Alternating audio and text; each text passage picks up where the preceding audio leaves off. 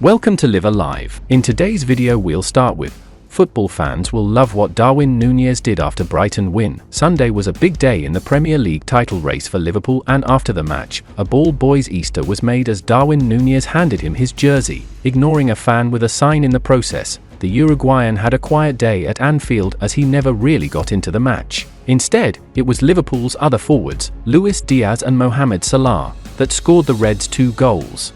The Merseyside club's day got better when Man City and Arsenal played out a 0-0 draw at the Etihad, meaning Jurgen Klopp's men went top of the table. After the match, photos spotted Nunez handing his jersey over to a bald boy, and football fans would have loved that he ignored a kid with a sign asking for it.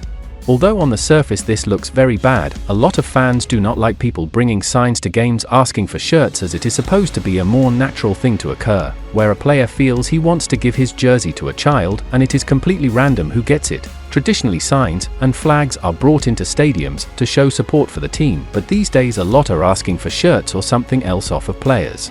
Although this is one story from Sunday's Premier League action, the big one is Liverpool going top of the Premier League table and having destiny in their own hands for the remainder of the season. Many fans will feel that the rest of the Merseyside club's games are winnable and that Klopp will get his dream ending at Anfield. However, Man City and Arsenal are also capable of winning the rest of their matches, and it is set up to be a thrilling end to the season in England's top flight. Curtis Jones sets to return. Jurgen Klopp has shared news of a potential injury boost for Liverpool ahead of their next Premier League fixture. The Reds went top of the table yesterday after a 2-1 home win over Brighton, and they're at Anfield again on Thursday night to welcome bottom club Sheffield United. Speaking after Sunday's match, the 56-year-old provided an update on Curtis Jones, who's been sidelined since mid-February after he hurt his ankle in the 4-1 victory at Brentford. Klopp told reporters, "In full training is Curtis. He trained with us on Saturday but then had an extra session, because the -1 session day before the game is not the intensity that Curtis needed. He was with us and then had an extra shift. He will be in full training, but then exactly for the Sheffield United game let me have a look on that. All the others, slowly but surely, but not yet, for Thursday." Liverpool face a hectic April, with the home match against the Blades the first of 8 fixtures in the space of 24 days this month, so Klopp will need as many players as possible at his disposal to negotiate that crunch period. Jones had been in flying form before his ankle injury, with 5 goals in the opening weeks of 2024 prior to that setback, transfermarked, and his return could enable some welcome midfield rotation from the Reds manager in forthcoming fixtures. We still have the likes of Andy Robertson, Trent Alexander-Arnold, Diogo Jota and Alisson Becker to come back in as well, so just imagine how strong a squad we'll have when all of those return. Liverpool fighting Chelsea for €150 million midfielder again. Liverpool are in for a busy summer as they look ahead to the start of a new era without Jurgen Klopp. Not only are the Reds looking for a suitable candidate to replace their iconic manager, but new player recruits are also being heavily discussed. Last summer, Liverpool's main focus was on rebuilding their midfield following the exit of 5 senior players, including the former captain, vice-captain, and their first-choice number 6. While they brought in solid new signings like Alexis Mac Allister and Dominic Szoboszlai, the Reds are still linked to other potential targets. The club are still looking to sign another defensive midfielder, and a new report from Portugal has connected Liverpool to Benfica's João Neves.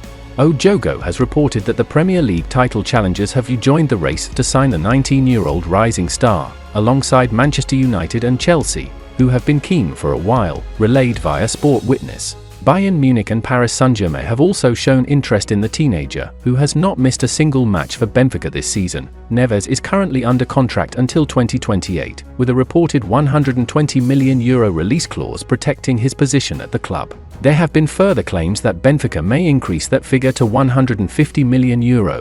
There has been no report of an official approach from Liverpool or their Premier League rivals for Neves yet, but the rising interest in him could make for an interesting summer, especially if any of the interested clubs are prepared to splash out such a high amount for the 19-year-old. Liverpool challenging for the Premier League title gives them a natural upper hand over the likes of United and Chelsea, who have struggled to keep up with the pack at the top of the table this season. United look increasingly likely to be without Champions League football, while Chelsea are fighting to secure a finish inside the top 10. Fabrizio Romano named surprise candidate for Liverpool job. Inzaghi, at the helm of Inter Milan, has sculpted a narrative of success, transforming the Nerazzurri into a formidable force in Serie A. His journey from a cup specialist to a tactician capable of orchestrating league dominion underscores a maturity and depth, qualities Liverpool seeks in Klopp's successor. However, as the Daily Briefing articulates through the insights of journalist Fabrizio Romano, the connection between Inzaghi and Liverpool remains shrouded in speculation rather than substance. Fabrizio Romano, a name synonymous with the pulse of football's transfer sagas, brings a measured perspective to the whirlpool of rumours.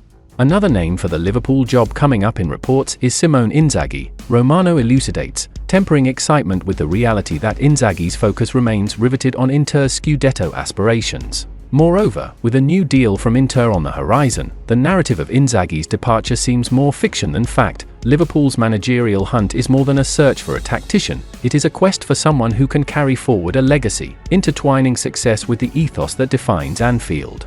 Inzaghi, with his commendable track record and evolving tactical acumen, emerges as a figure of interest in this narrative. Yet, as Romano's insights suggest, the Reds might need to navigate through the realm of speculation with caution, focusing on candidates where interest converges with possibility.